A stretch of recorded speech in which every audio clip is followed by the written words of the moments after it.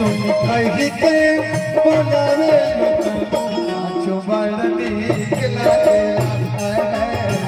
साचो बड़ा नीक लागेला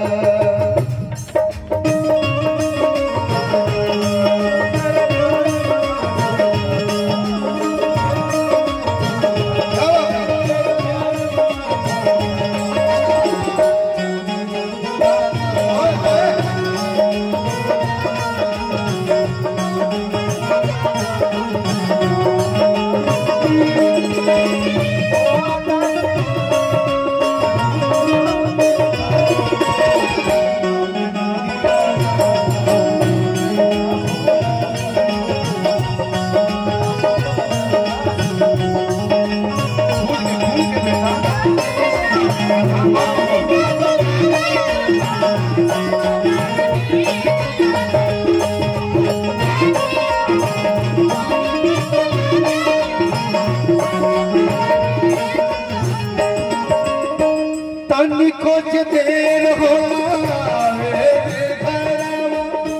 मेरी मेरी खिड़की से झाँक लो बाहर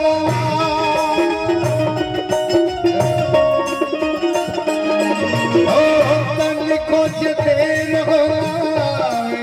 मैं घरवा मेरी मेरी खिड़की से झाँक लो बाहर। सुधीर भी आपने के गार्जियन और संरक्षक ग्राम महोत्सव के ब्यूरो चीफ हिंदुस्तान अखबार और ये गाना बड़ी पसंदीदा है टिंकू भैया के भी सुधीर भैया के पप्पू भैया के पूरा गोलिए के गोल लगा तनी कुछ देर हो मेरी खिड़की से झाँक लो बाहर असर में रगिया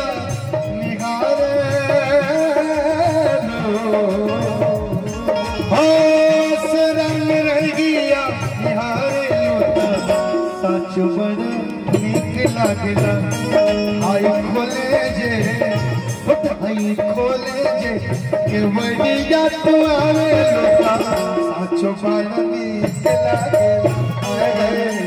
साचो बड़ा नीक लागेला।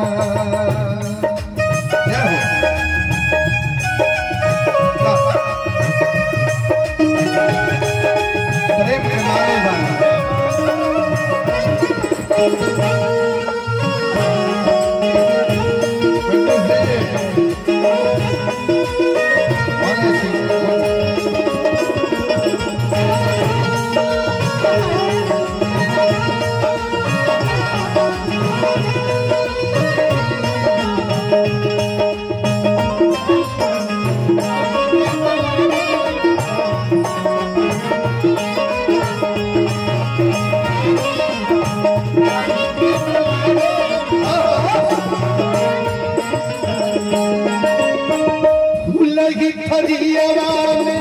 जेना सजाई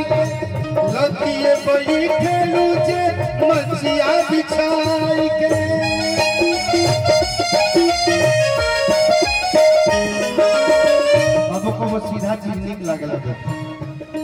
फूल ही थरिया में जेवना मन पूरा एकदम पूरा परोस के खाना दाना फूल ही थरिया में जेवना सजाई के लतिए बई खेलू जे मचिया बिछाई के रस रस बेदिया डोलाए लो रस रस बेदिया डोलाए लो साचो बड़ा नीक लागेला गोरी नेगिया के ये गोरी नेगिया के पनिया पियावे लो तो साचो बड़ा नीक लागेला साचो बड़ा नीक लागेला।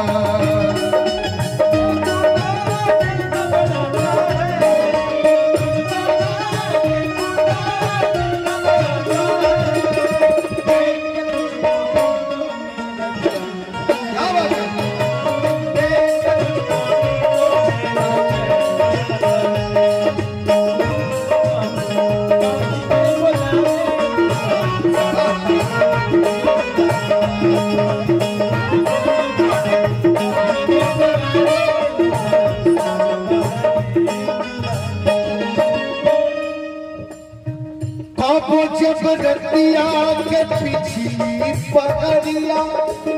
आई के पलनिया कनवा के जरिया हो जब बरतिया के पिछली पगड़िया आई के पलनिया में कनवा के जरिया खन खन चुरिया बजाए लो खन खन चुरिया बजाए लो साचो बड़ा नीक लागे अपना पिंकू के इशारा से बुलावे लो अपना सुधीर के इशारा से बुलावे लो साचो बड़ा नीक लागे साचो बड़ा नीक लागे